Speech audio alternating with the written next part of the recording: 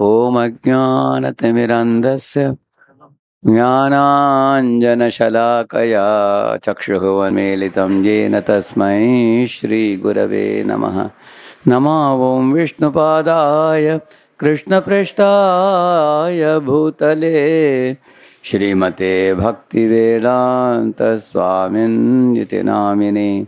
नमस्ते सारस्वते देवे गौरवाणी प्रचारिणे निर्विशेषा शून्यवादी पाश्चात्यदेशतारिणे वाञ्छाकल्पतरुभ्यश्च कृपा सिन्धुभ्य एव च पतितानां पावनेभ्यो वैष्णवेभ्यो नमो नमः। जय श्री कृष्ण चैतन्य प्रभु नित्यानंद श्री अद्वैत गदाधर श्रीवासादि गौर भक्त वृंद। Hare Krishna Krishna Krishna Hare Hare, Hare Ram Ram Ram Hare Hare. Please you all repeat. Om नमो भगवते Vasudevaya. So you all are attending tuition classes in this in Bhopal here, in Ashta classes, right? Yeah, Asta classes. Okay. So you must be in mostly in 9th, 10th, 11th, 12th. In those, how many of you are in 9th here? Anybody? 9th standard? Okay. Okay. And 10th? 10th pass. Okay. And 11th? 11th anybody? Okay. And 12th? And you're 12 passed out now. Okay, right. And now you are applying for the college now, is it? Okay. Okay, let us see. How many of you chant between 1 to 4 rounds? You chant between? Huh? Yeah. 1 to 4 rounds. Okay. How many chant between 5 to 8 rounds? And 9. Okay. 9 to 12. And between 13 to 16? Oh, really? Many. Very good. Very good. They come to 16 already in this age. Very good. Even before entering college. Very nice. So I should speak in Hindi or English? Hindi में बोलूं? Okay. If you are comfortable in Hindi, Hindi में बोलूंगा, ठीक है?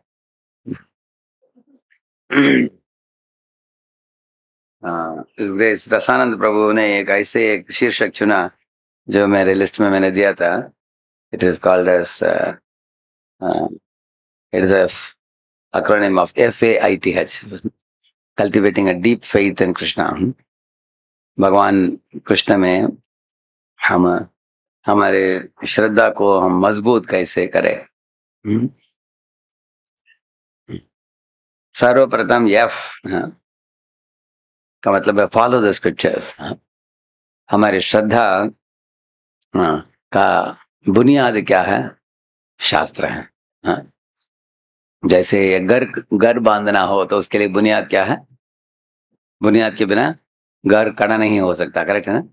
जैसे एक बहुत बड़ा इमारत मकान बनाना हो आपको, अगर 40 माले वाला 50 माले वाला है, उसके लिए पहले क्या करते हैं?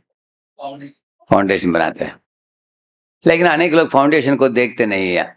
अगर आपके घर में कोई आते हैं तो आप घर दिखाओगे, उनको खोद कर फाउंडेशन नहीं दिखाओगे. घर को दिखाते हैं आप, लेकिन वो सुंदर घर के पीछे मर्म क्या है? उसका फाउंडेशन है. इस तरह हमारे आध्यात्मिक जीवन के लिए आधार क्या है? शास्त्र है. बहुत महत्वपूर्ण है. शास्त्र बुनियाद ही नहीं है, साथ साथ शास्त्र एक कंपास भी बनते हैं हमारे लिए. जैसे अगर गाड़ी में आप बैठ गए तो जीपीएस की जरूरत पड़ता है ना? अगर आप समुद्र में एक नाव में बैठ गए तो क्या जरूरत पड़ेगा आपको? एक कंपास. क्योंकि अगर नॉर्थ ईस्ट वेस्ट साउथ पता नहीं चलेगा तो अटलांटिक में हमारा नाव गोल गोल घूमता रहेगा, क्योंकि चारों ओर पानी ही पानी दिखता है. पता नहीं किधर किनारा आने वाला है. अगर आपको किनारे पे पहुंचना हो तो आपको क्या चाहिए? कंपास चाहिए. तो हमारे शास्त्र कंपास के बराबर है, वो दिशा दिखा देते हैं। देखो, इस दिशा में जाओगे तो भगवत धाम पहुंचोगे, उस दिशा में जाओगे तो नरक में जाओगे। हाँ? क्योंकि ये सतपथ है, ये कुपथ है। हाँ, ये सही है, ये गलत है। ये अ, लाभदायक है, ये हानिकारक है।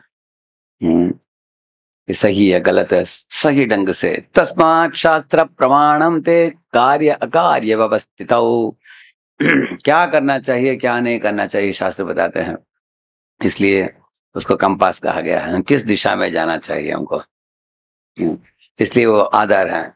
तो शास्त्र से आपको एक ऑथेंटिक इंफॉर्मेशन मिलता है, अधिकृत इंफॉर्मेशन। उदाहरण के लिए उन दिनों में जब हमारे भारत के लोग करते थे, योगासन करते थे, उसको देखकर पाश्चात्य देश के लोग हंसते थे कि ये योगासन कर रहा है, इसके बाहर देखो कुछ नहीं दिखाई दे रहा है। हम लोग जिम में जाते हैं, तो ऐसे ऐसे बड़ा बड़ा ऐसे हो जाता है। जिम में जाने के बाद अट्टा कट्टा हो जाता है व्यक्ति, दिखा सकते हैं दूसरों का, आप करेक्ट ना। लेकिन बाद में धीरे धीरे साल बीतने के बाद इंसान समझ गया, पाश्चात्य देश के भी लोग, योग आसन करने से शरीर ही नहीं, मानसिक शांति भी प्राप्त होता है, शरीर भी इंद्रिय संयमित होते हैं आसन करने से, और प्राणायाम करने से मन भी शांत होता है। ध्यान करने से और नाम जपने से मन शांत ही नहीं होता, लेकिन चित्त शुद्ध भी हो जाता है। हाँ, देखिए, प्राणायाम करने से मन की धूली सेटल हो जाता है, लेकिन नाम जपने से मन की धूली मिट जाता है। आपको फर्क किसने समझ लिया? आप लोग समझ गए कोई दोनों के बीच में, प्राणायाम करना और हरे कृष्ण जपने के बीच में क्या फर्क है? हाँ, क्योंकि जिन प्राणायाम करने से ये जो हमारे मन की मल है वो नीचे सेटल हो जाता है।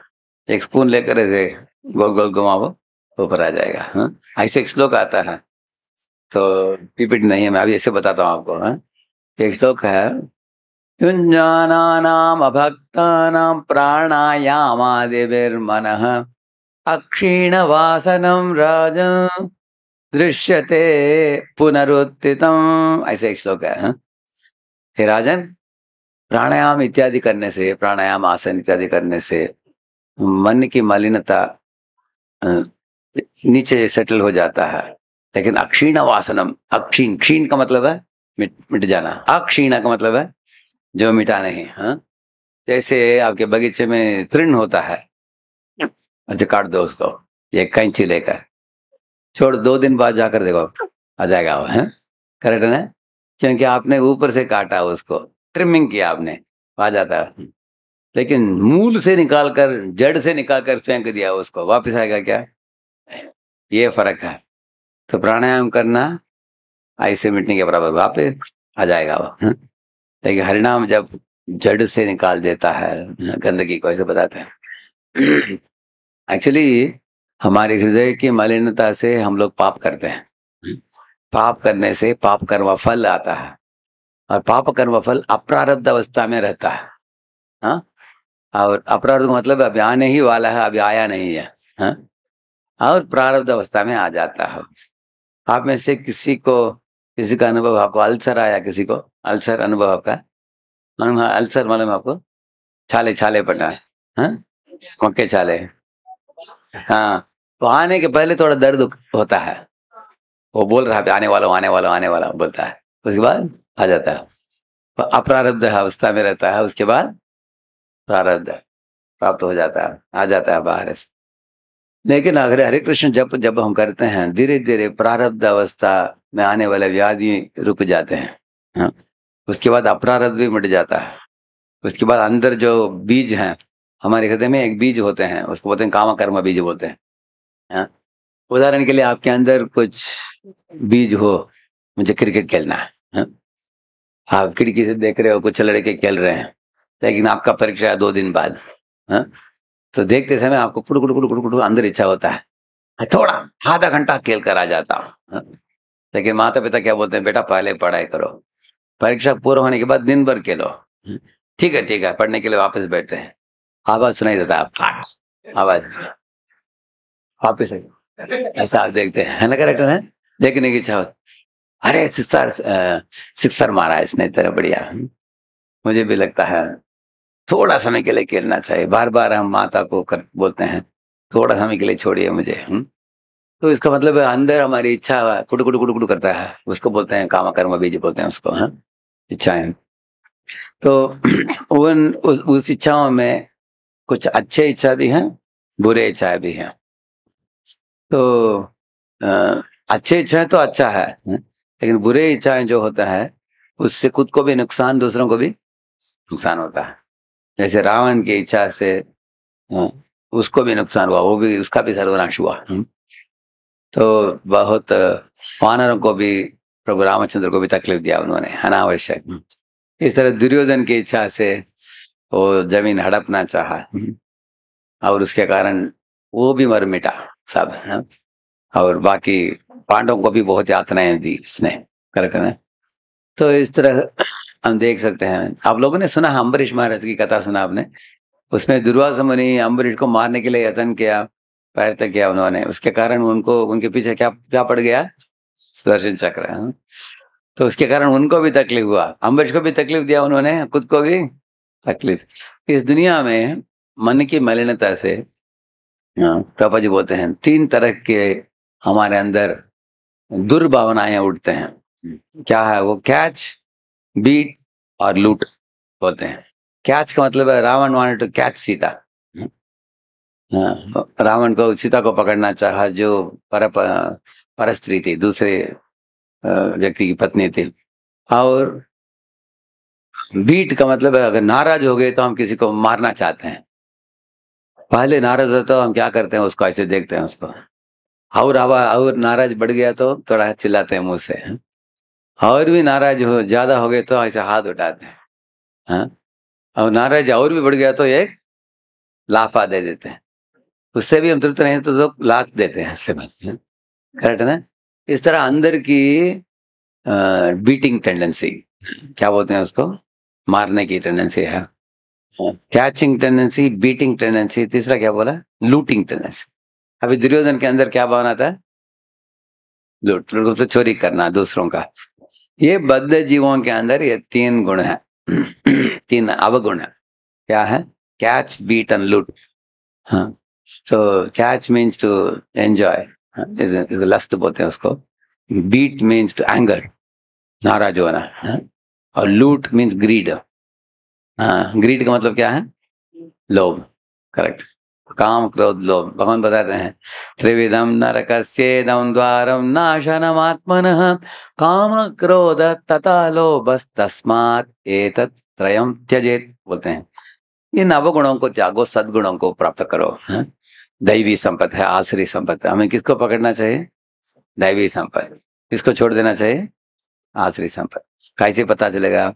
तो गीता का 16वां अध्याय में भगवान बताते हैं ना, दैवी आसुर संपत्ति दोनों के बारे में। इसलिए पहला चीज है श्रद्धा बढ़ाना हो भगवान के संबंध में, हम शास्त्र पढ़ने से ही हमें पता चलता है।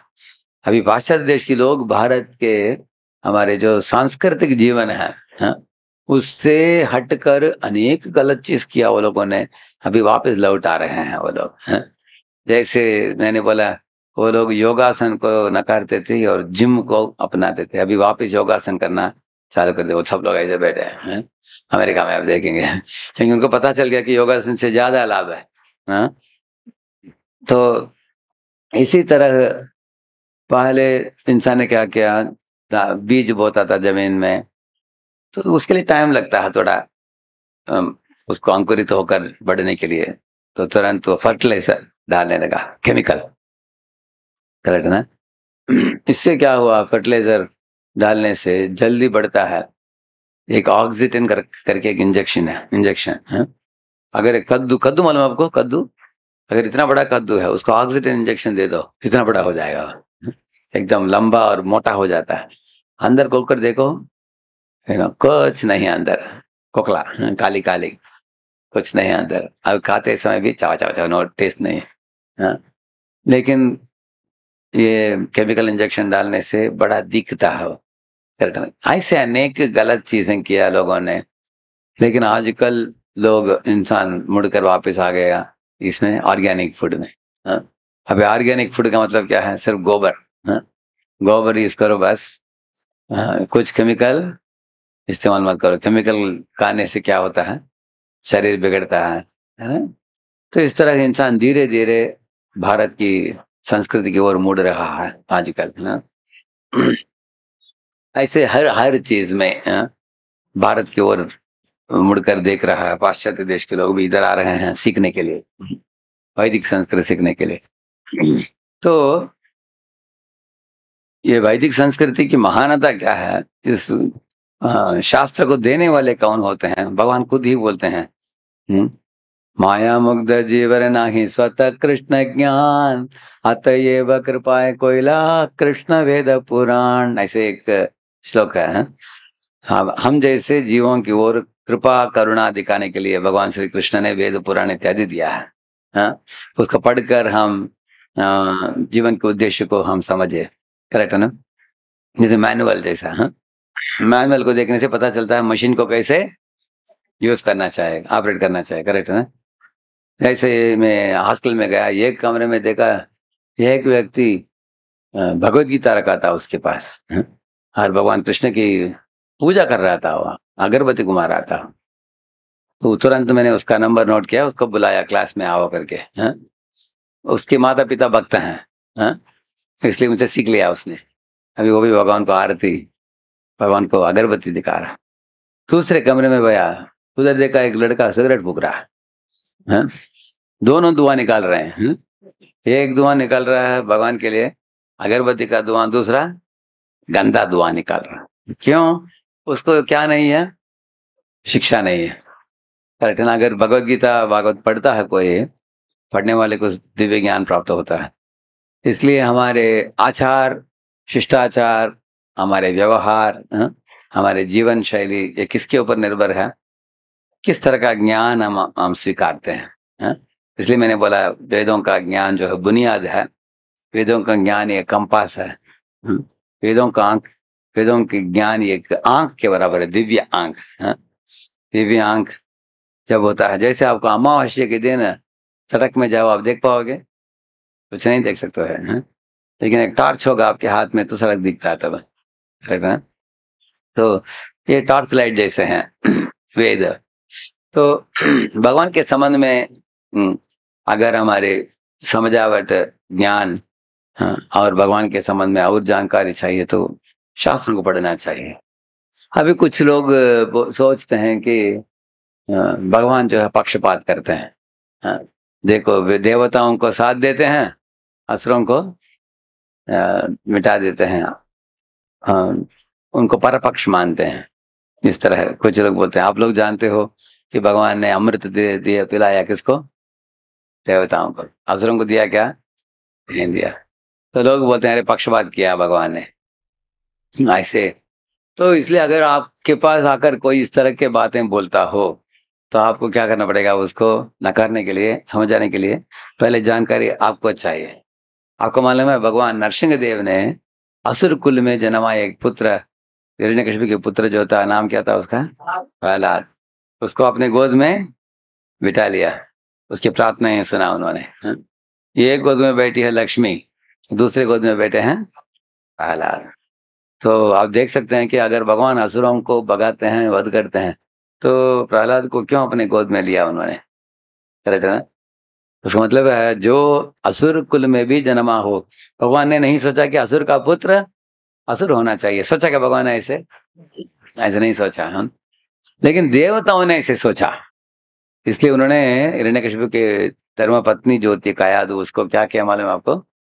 हाँ, गिरफ्तार किया। उसको गिरफ्तार करके लेके जा रहे थे स्वर्ग की ओर। सोचा कि ये गर्भवती है, अभी जन्म देगी एक शिशु को, वो किसका पुत्र बनेगा? वो असुर का पुत्र है, वो बाप से भी बड़ा असुर बनेगा। अभी उसको बचपन में ही मार देना चाहिए उसको। तो उन दिनों में अबॉर्शन करते नहीं थे, हैं? आजकल अबॉर्शन कर देते हैं बच्चे को, हैं? वो बोले कि बच्चे को जन्म लेने दो, उसके बाद मारेंगे उसको। इतने में नारद मुनि आकर घोषणा किया उन्होंने, हैं? बोला कि नहीं नहीं, आप लोग जानते नहीं ये माँ कयादु के गर्भ में कौन है। कि एक महाभगवत भक्त है, शुद्ध भक्त है। हाँ, ये माँ ऐसे भक्त बनेगा, बड़े बड़े देवी देवता भी इसको झुकेंगे ऐसे। हाँ, आप लोग इसको मार नहीं पाओगे। हाँ, ये कोई नहीं मार सकता इसको। बात सुनते ही नारद की बात सुनते ही वो लोग प्रदक्षिणा किया कयादु को 3 बार नमस्कार करके चले गए। क्यों ये बात बोला मैंने आपको? वो देवताओं का गलत फहमी था, गलत दृष्टिकोण था कि असुर का पुत्र असुर बनेगा। लेकिन भगवान ऐसा नहीं देखते। भगवान देखते हैं कि असुर का पुत्र है भले, लेकिन ये मेरा शुद्ध भक्त है। उसको अपने गोद में बिठा दिया। भगवान ये देखते नहीं कि असुर है। तो बलि महाराज भी असुर थे, लेकिन भगवान का शरण लेने के बाद भगवान ने उनको मारा नहीं, लेकिन इसके विरुद्ध उनको 12 महाजनों में एक बना दिया। किसको? बलि महाराज। आप लोग जानते हो? हाँ, बलि महाराज पूरा शरण लिया भगवान के वो। हाँ, ऐसे तो ये पहली बात मैंने बताया आपको कि भगवान, हाँ, जैसे कभी कभी क्लास में क्या होता है, क्लासरूम में कुछ विद्यार्थी पहले रो में बैठ जाते हैं, टीचर को ध्यान पूर्वक सुनते हैं, नोट्स भी बनाते हैं। हाँ, टीचर कुछ भी प्रश्न पूछती है, हाथ खड़ा करते हैं, खट खट करके आंसर देते हैं। और कुछ विद्यार्थी एकदम पीछे बैठकर टीचर का चित्र निकालते हैं। तो वो देखने में बंदर जैसे वे बनाते हैं। तो ऐसे बनाते बनाते क्या होता है, टीचर धीरे से पीछे जाती है और कान पकड़ती है, किसका पिक्चर बनाया तुमने? तो उसके पड़ोस में बैठा लड़का बोलता है कि मैडम आपका ही बनाया है इन्होंने। हाँ, ऐसे बोलता है। वो टीचर बोलते मैं ऐसे दिखती हूँ क्या, बंदर जैसे बनाया है तुमने? क्लास में बैठकर क्या चित्र बना रहे हो? Stand up on the bench बोलती है। उसको बेंच में खड़ा करती है उसको। तो क्लास होने के बाद क्या होता है, वो सब पीछे के विद्यार्थी बात करते हैं, अरे टीचर देखो, हाँ, फर्स्ट रो में बैठे हुए विद्यार्थी सब इनका चमचागिरी करते हैं। हाँ? इसके कारण क्या करता है टीचर, उनके लिए अच्छा मार्क देती है, उनको 90 पे दे देती है, और हम लोगों को 60-70 देती है। टीचर पक्षपात करती है। देखो, उन बच्चों को अपने कमरे में बुलाकर उनको स्पेशल किताब देती है, स्पेशल आइडियाज बताती है, और हम लोगों को दंड देती है। क्या टीचर पक्षपात करती है क्या? नहीं। अभी जो पीछे चित्र बनाने वाले विद्यार्थी, वो सामने आकर बैठने के लिए मना है क्या उनको? कोई मना किया? नहीं मना किया। एक बार मेरे फ्रेंड मैथमेटिक्स में फेल हो गया। वो बोला अरे हमारे स्कूल का हेडमास्टर बहुत खराब आदमी है, बोला उसने। मैंने पूछा क्यों? देखो मुझे मैथ्स में फेल कर दिया उसने। अरे मैंने पूछा अरे हेडमास्टर को क्यों कोस रहे हो? तुम्हारा फेल किया मैथ्स टीचर ने, उसको जाकर पूछो। अभी मैथ्स टीचर के ऊपर और भी एक डिपार्टमेंट हेड भी होते हैं, उसके ऊपर हेडमास्टर, उसको मालूम भी नहीं कि तुम फेल हुए हैं। हाँ? उसको कोस रहे हो तुम। इस तरह लोग मूर्खता से कृष्ण को कोसते हैं जब उनको तकलीफ होता है। हम्म। तो असुर और देवता 2 तरीके के लोग होते हैं। हाँ? हम लोग देवताओं के पथ में चलना चाहिए, करेक्ट है? इसलिए शास्त्र पढ़ने से हमें पता चलेगा। जब भगवान वाराह देव के रूप में आए, वाराह देव करके बोर इंकारनेशन, भगवान जब आए थे, तब धरती माता के साथ उनका एक पुत्र हुआ, उसका नाम है, किसी को मालूम है? भौमासुर, नहीं तो हाँ, नरकासुर भी बोलते हैं, उसका नाम है नरकासुर, भौमासुर ऐसे। लेकिन ये तो भौम कहला जाता था पहले, लेकिन बाद में इसका नाम पड़ा भौमासुर। हाँ, क्योंकि पहले था अच्छा, लेकिन बाद में बिगड़ गया। इस दुनिया में लोग बिगड़ते हैं कि नहीं? अच्छे करना अच्छा था पहले, लेकिन दुर्योधन के संग में आकर बिगड़ गया। दुर्योधन, दुशासन इत्यादि के बारे में साथ में आकर। तो इसलिए हम लोग सावधानी से चुनना बहुत आवश्यक है। वो दूसरा चीज है, ये फॉर एसोसिएशन। ये फॉर एसोसिएशन ऑफ डिवोटीज। जैसे तोते किसके साथ उड़ते हैं? तोते तोतों के साथ उड़ते हैं। मयूर किसके साथ रहते हैं? और इनके साथ। कुत्ते किसके साथ रहते हैं? कुत्तों के साथ। देखा आपने? कौवे साथ में उड़ते हैं किसके साथ? कौवों के साथ। तो भक्त हो तो किसके साथ रहना चाहिए? बस इतना सरल है वो है। भक्त संग करना चाहिए भक्तों से, करेक्ट है? अगर भक्त संग करेगा, जो अभक्तों से उसके अंदर भी दूषित भावनाएं आ जाएंगे, करेक्ट है ना। तो हमें चुनना चाहिए। हो सकता है कि आपके क्लास में अनेक भक्त नहीं होंगे, हाँ? गिना चुना 2-4 भक्त होंगे, तो उनके साथ बैठना चाहिए, उनके साथ लंच खाना चाहिए, हाँ? भक्तों के साथ संग करना चाहिए, बहुत आवश्यक है। क्योंकि ऐसे भक्तों के संग में आने से हमारी भक्ति भी और मजबूत होता है, हाँ? एकदम स्ट्रांग होता है। क्योंकि भक्त का मतलब उसके अंदर भक्ति भाव है, हाँ? भक्ति भाव के कारण उसके अंदर कमिटमेंट है नाम जपने के लिए, हाँ? भगवान की पूजा करने के लिए, भगवान को सर झुकना, भगवान के प्रसाद ही खाना इत्यादि के लिए। अगर आप देखेंगे आपके फ्रेंड को या मेरे भक्त इतना गंभीर है, तो मैं भी गंभीरता से अभ्यास करूं, हाँ? आप कर पाओगे अच्छे संग में। आपने सुना होगा ये कहानी, एक बार एक बंदर एक जामुन के पेड़ में रहता था, करेक्ट है ना। तो उसके माता पिता बोलते थे, बच्चे ये जामुन का पेड़ छोड़कर कहीं नहीं जाने का। ऐसे आपके माता पिता भी बोलते हैं ना आपको, बेटा इधर उधर मत घूमो, हाँ? घर में रहो और पढ़ाई करो, अच्छा सज्जन बनो, हाँ? दुर्जन मत बनो। हर माता पिता अपेक्षा करते हैं कि बच्चे अच्छा हो, करेक्ट है ना। ऐसे तो इसके माता पिता ने भी बोला कि तुम जामुन के पेड़ छोड़कर कभी कहीं मत जाओ बेटा, इधर ही रहो। तो ये एक दिन एक मगरमच्छ आ गया, वो किनारे में आया, मिला इसको, किसको, बंदर को मिला, पूछा कैसा है तुम्हारा जीवन, हाँ? तो उसके साथ मैत्री जुड़ गया इसका। तो बोला हाँ मैं हूँ, मैं जो इसमें रहता हूँ जामुन के पेड़ में, हम तो बाहर इधर उधर जाते नहीं है, छोड़ते नहीं है माता पिता। ठीक है तुम्हारे जीवन के बारे में बोलो कैसा। वो बोला हम तो स्वच्छंद होकर विचरण करते हैं, पानी में झील में घूमते हैं, एकदम नीले नीले बादल को देखते हैं, सुंदर पहाड़ों को देखते हैं जिधर हरियाली दिखता है, हाँ? हमको तो कहीं भी हम पानी में घूम सकते हैं, इधर उधर फ्रीडम ज्यादा है, पूछने वाला कोई नहीं है हमको। ऐसे बोला किसने, मगरमच्छ ने।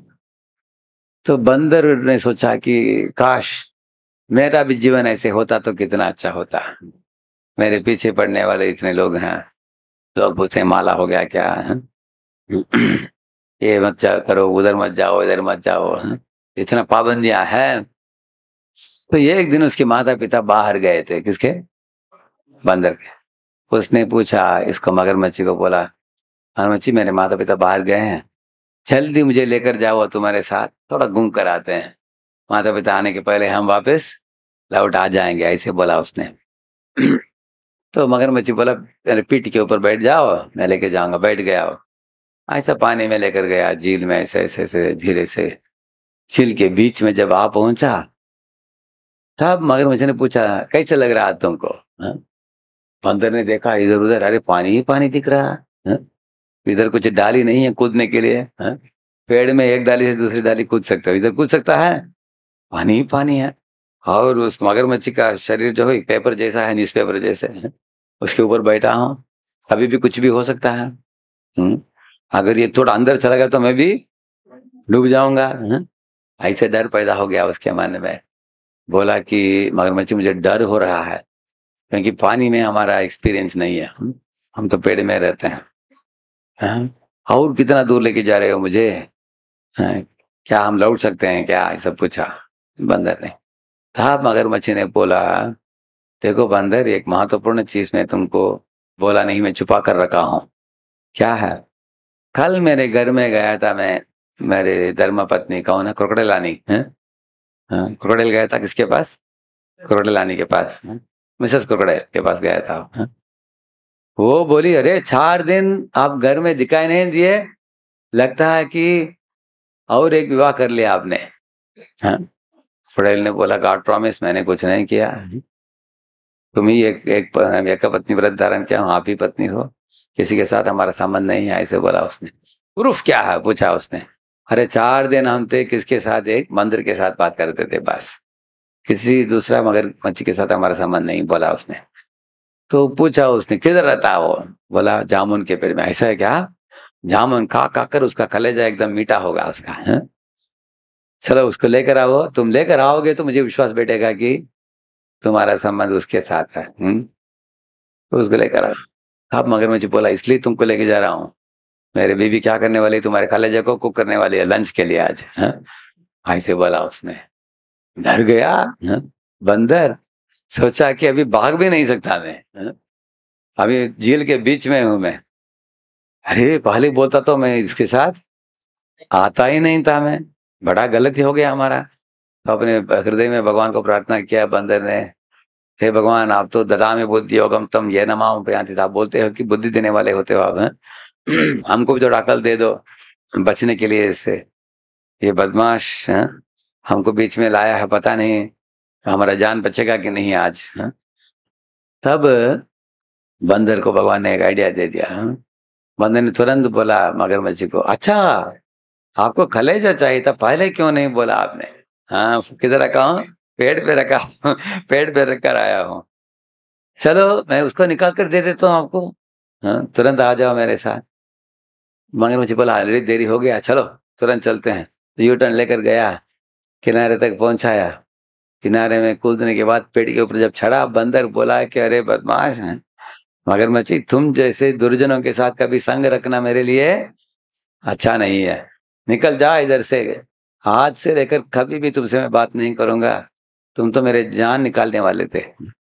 तो मगरमच्छ ने बोला ठीक है मैं निकल जाता हूँ, कलेजा किधर है? बोला अरे कलेजा बेवकूफ, तुमको मालूम नहीं कलेजा निकल गया तो मर ही जाएगा इंसान, है? तो निकल जाओ इधर से। उसके बाद उसके साथ मैत्री कभी नहीं जोड़ा। इसलिए हम लोग अच्छा संग रखना आवश्यक है।